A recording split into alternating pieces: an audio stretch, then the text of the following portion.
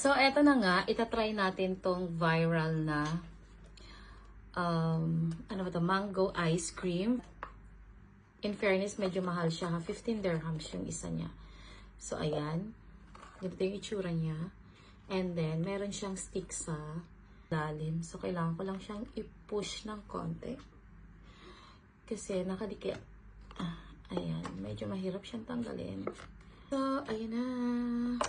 Ita-try na natin kung ano ang lasa nitong nag-viral na mango ice cream.